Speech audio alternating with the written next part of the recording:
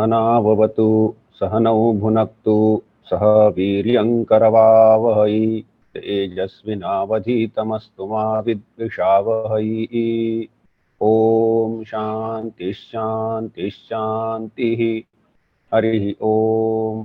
सदाशिवसमारम्भां शङ्कराचार्यमध्यमाम् अस्मदाचार्यपर्यन्तां वन्दे गुरुपरम्परां। श्रुतिस्मृतिपुराणानामालयं करुणालयं नमामि भगवत्पादं शङ्करं लोकशङ्करं। शङ्करं शङ्कराचार्यं केशवं बादरायणं सूत्रभाष्यकृतौ वन्दे भगवन्तौ पुनः पुनः। ईश्वरो गुरुरात्मेति मूर्तिभेदविभागिने व्योमवद्व्याप्तदेहाय दक्षिणामूर्तये नमः। वेदांत के इस सत्र में सबका स्वागत है।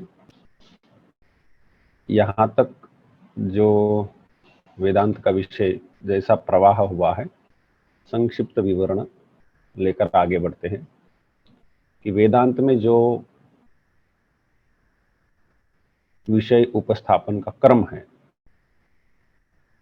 उसमें सृष्टि प्रक्रिया बताई जाती है, जिसको अध्यारोप भी कहा जाता है। यह विश्व की सृष्टि कैसी हुई है।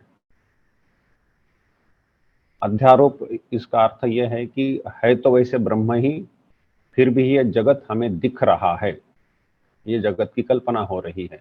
तो ये किस क्रम से होती, कैसे होती है, इसका विस्तार है, उसको अध्यारोप कहा जाता है। सृष्टि प्रक्रिया संक्षेप से बोला जा सकता है। और यह सृष्टि प्रक्रिया में 3 स्तर है। पहला स्तर मूल कारण, जो कि माया, प्रकृति इत्यादि, जो बनता नहीं, उत्पन्न नहीं होता है, मूल कारण है। उस माया से पंच तन्मात्राएं बनती है और इन पंच तन्मात्राओं को लेकर के सूक्ष्म शरीर की उत्पत्ति होती है। यह विषय हो चुका है। और यह पंच तन्मात्राओं को लेकर के पंचीकरण होता है, जो कि विषय लेना है। पंचीकरण होकर के स्थूल शरीर की उत्पत्ति होती है, इस ब्रह्मांड की उत्पत्ति होती है। ऐसे त्रिस्तरीय सृष्टि प्रक्रिया है, मूल कारण, सूक्ष्म स्तर और स्थूल स्तर, ऐसे 3। तो इसमें यहाँ तक जो सूक्ष्म शरीर है वह समाप्त कर लिया। उसके बारे में कई सारे प्रश्न भी पिछली बार उपस्थित हुए थे, उनका भी कुछ समाधान किया हुआ है। अब हमारा विषय हम आगे बढ़ाते हुए हम ले चलेंगे स्थूल शरीर की ओर, या पंचीकरण के द्वारा स्थूल शरीर की ओर। तब तक मैं थोड़ा सा स्क्रीन शेयर कर लेता हूं। यहाँ पर पंचीकरण एक प्रक्रिया है वेदांत की। यद्यपि मूल उपनिषदों में वैसा इतने गाणितिक रूप से नहीं बोला है, लेकिन बाद में आने वाले आचार्यों ने इस प्रकार से इसको प्रकट करने का प्रयास किया है। तो यह एकदम ऐसी ही हो, ऐसी कोई आवश्यकता नहीं है। नहीं हो तो वेदांत का कुछ बिगड़ता नहीं है, लेकिन एक प्रकार से पंचीकरण यहाँ पर हो रहा है, वो देख लेते हैं। इसके पहले हमने जो एक सृष्टि प्रक्रिया देखी थी कि मूल माया ब्रह्म की माया है, और उसके द्वारा उससे आकाश, आकाश से वायु, वायु से अग्नि, अग्नि से जल, और उससे पृथ्वी, यह बनती है। और इनको हमने 5 तन्मात्राएं ऐसा नाम दिया था। आकाश, वायु, अग्नि, जल, पृथ्वी, तन्मात्र ऐसा नाम दिया था।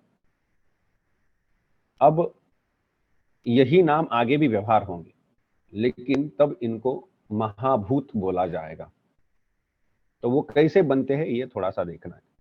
अब हम यहाँ पर सुविधा के लिए ऐसा करते हैं कि एक आकाश को ले लेते। क आकृति है, इसमें यह एक आकाश लिया गया है। ये आकाश जो है उसको हम 2 भागों में विभक्त कर लेंगे, आधे आधे भागों में, पहला भाग और दूसरा भाग। इतना सा आकाश है और उसके 2 भाग कर लिए, समान भाग, पहला भाग, दूसरा भाग, जो कि ख आकृति में दिखाया है। फिर ग आकृति में आकर के दोनों को अलग कर लिया हमने। अब चौथी आकृति, घ आकृति जो है, उसमें एक ये जो प्रथमार्ध भाग है वो आकाश का, और वह द्वितीय अर्ध भाग है उसके और समान 4 टुकड़े कर लिए गए हैं। द्वितीय अर्ध भाग के 4 समान टुकड़े हो गए। अब क्या करना है कि ये 4 टुकड़े यहाँ से हटा लेने हैं, तो यहाँ का आधा भाग खाली रह जाएगा, ये खाली रह गया। अब यहाँ पर क्या करना है कि वैसे वायु के साथ भी ये 4 स्तर में करना है, वायु लेना है, उसके 2 आधे भाग करना है, 2 आधे भाग कर करके इस प्रकार से जो द्वितीय अर्ध भाग है, वायु का भी द्वितीय अर्ध भाग बिल्कुल इसी प्रकार से वो 4 भागों में विभक्त रहेगा। ऐसे और जो बचे हुए सबका ऐसा होगा, तो हर एक के साथ हर एक की ऐसी आकृति बनेगी हमारे सामने। तो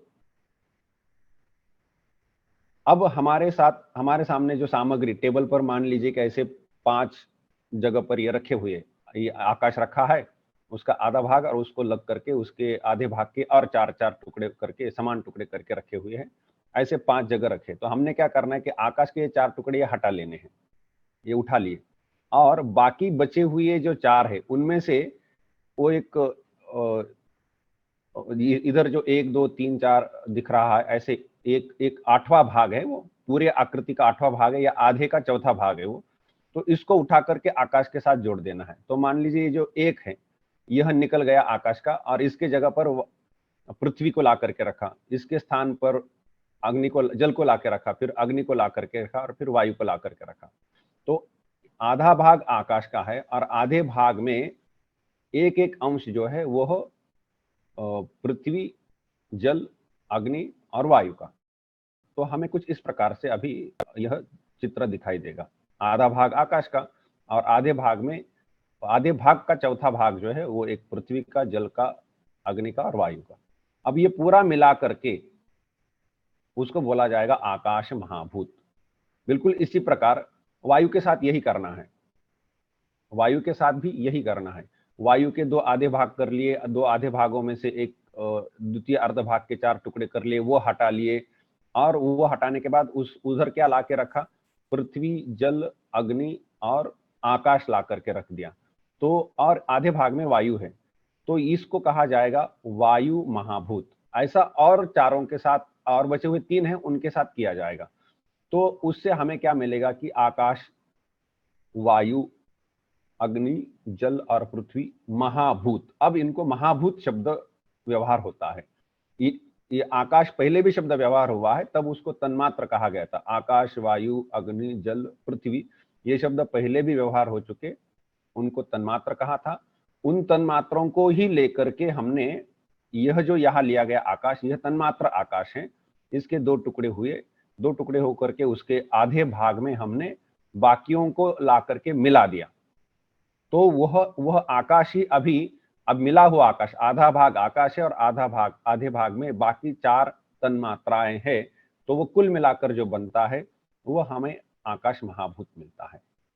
तो इस प्रकार से आकाश तन्मात्र और आकाश महाभूत, इनमें भेद है।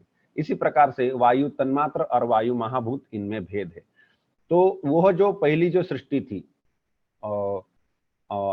ये एकदम आत्मा से ही, या आत्मा जो उपहित आत्मा है उसके द्वारा, उससे होकर के आकाश, वायु, अग्नि, जल, पृथ्वी, वह भूत सृष्टि है। सर्वप्रथम जो सृष्टि रही वो भूत सृष्टि।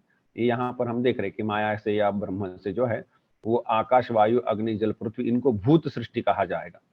इन भूतों को या तन्मात्रों को लेकर के बाकी जो कुछ बना है, यह सूक्ष्म शरीर हो या फिर पंचीकरण के द्वारा और ये 5 महाभूत हो, कुछ भी हो, ये होगी भौतिक सृष्टि। भूतों से होने वाली सृष्टि भौतिक सृष्टि।